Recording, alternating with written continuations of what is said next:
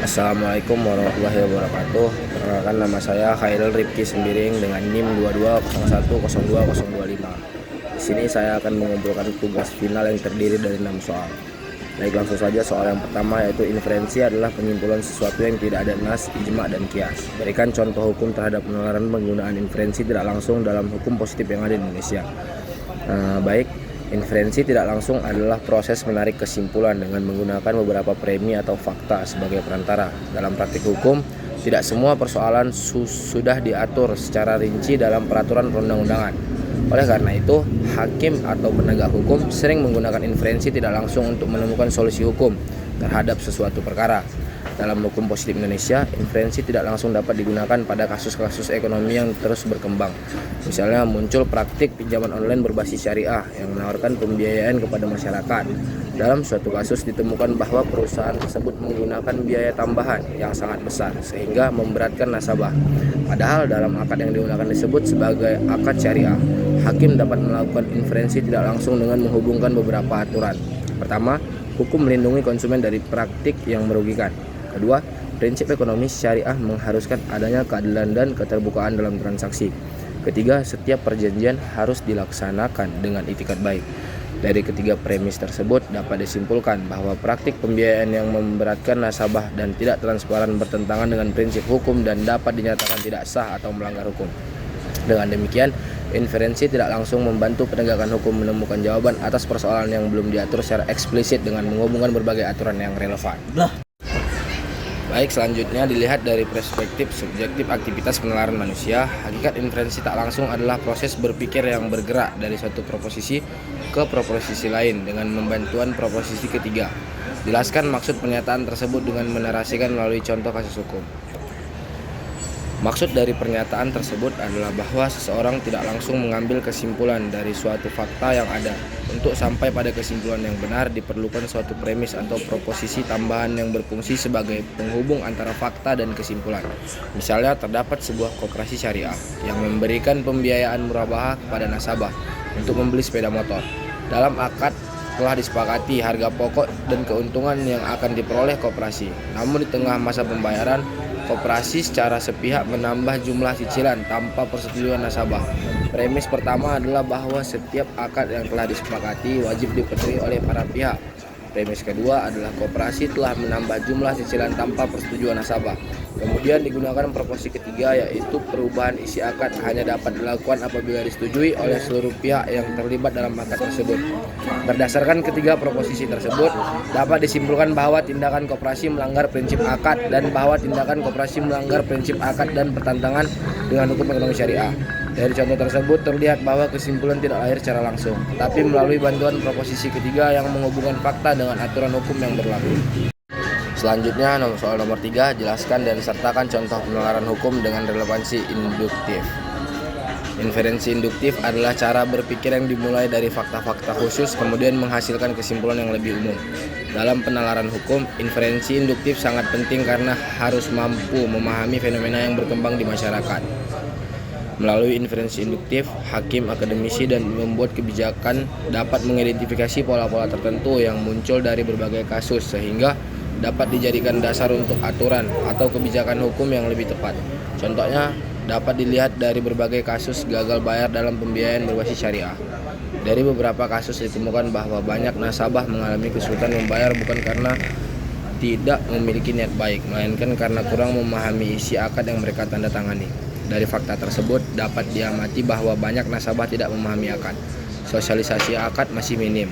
Terjadi sengketa karena perbedaan pemahaman antara lembaga dan nasabah. Berdasarkan sejumlah fakta tersebut, dapat ditarik kesimpulan umum bahwa edukasi mengenai akad syariah sangat penting untuk mencegah terjadinya sengketa ekonomi syariah. Kesimpulan tersebut merupakan hasil inferensi induktif karena diperoleh dari pengamatan terhadap berbagai kasus konkret sebelum menghasilkan satu kesimpulan yang bersifat umum.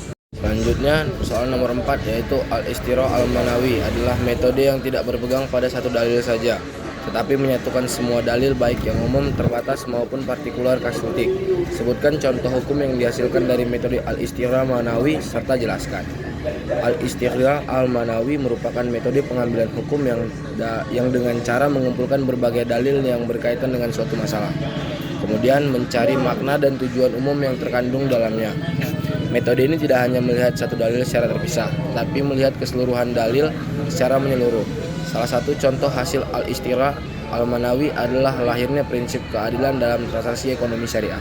Prinsip tersebut tidak hanya didasarkan pada satu ayat atau satu hadis saja, melainkan berasal dari banyak dalil yang memerintahkan kejujuran dalam berdagang, melarang penipuan, melarang riba, melarang gahar atau ketidakjelasan, dan melarang memakan harta orang lain secara batil.